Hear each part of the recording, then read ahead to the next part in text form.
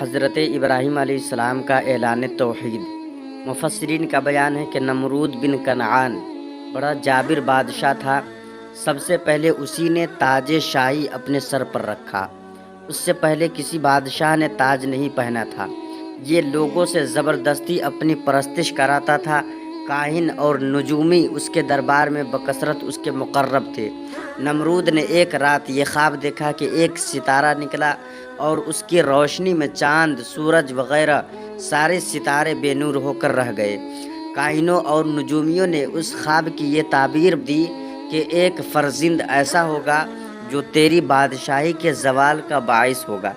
یہ سن کر نمرود بے حد پریشان ہو گیا اور اس نے یہ حکم دے دیا کہ میرے شہر میں جو بچہ پیدا ہو وہ قتل کر دیا جائے اور مرد عورتوں سے جدا رہے۔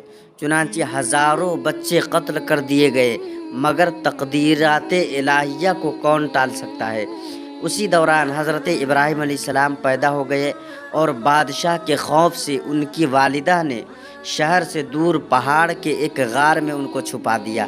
اسی غار میں چھپ کر ان کی والدہ روزانہ دودھ پلا دیا کرتی تھی۔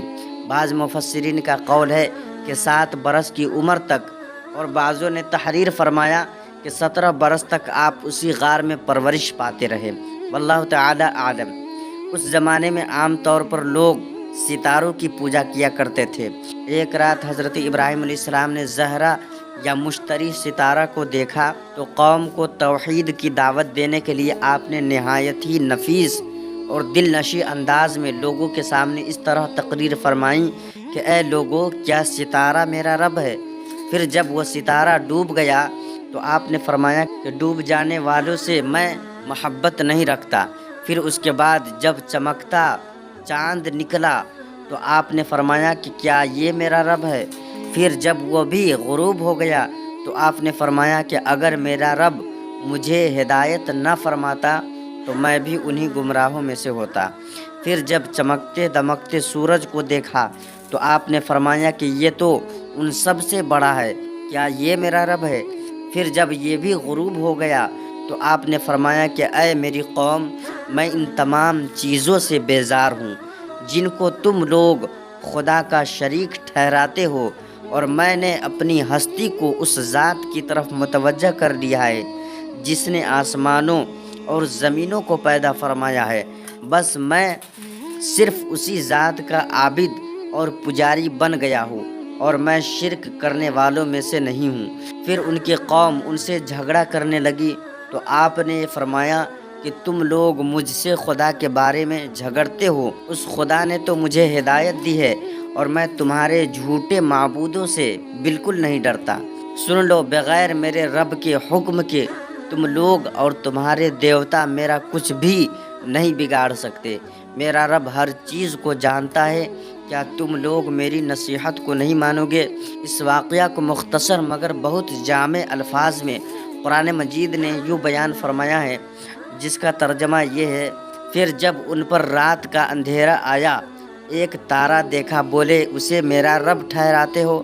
پھر جب وہ ڈوب گیا، بولے مجھے خوش نہیں آتے ڈوبنے والے؟ پھر جب چاند چمکتا دیکھا، بولے اسے میرا رب بتاتے ہو؟ پھر جب وہ ڈوب گیا، کہا کہ اگر مجھے میرا رب ہدایت نہ کرتا تو میں بھی انہی گمراہوں میں سے ہوتا۔ پھر جب سورج جگمگاتا دیکھا، بولے اسے میرا رب کہتے ہو؟ یہ تو ان سب سے بڑا ہے۔ پھر جب وہ ڈوب گیا، کہا کہ اے قوم، میں بیزار ہوں ان چیزوں سے جنہیں تم شریک ٹھہراتے ہو۔ میں نے اپنا منہ اس کی طرف کیا جس نے آسمان و زمین بنائے، ایک اسی کا ہو کر، اور میں مشرکوں میں نہیں۔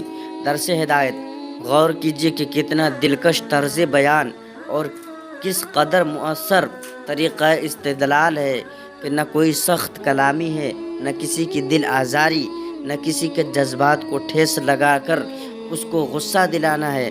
بس اپنے مقصد کو نہایت ہی حسین، پیرایا اور خوبصورت انداز میں منکرین کے سامنے دلیل کے ساتھ پیش کر دینا ہے۔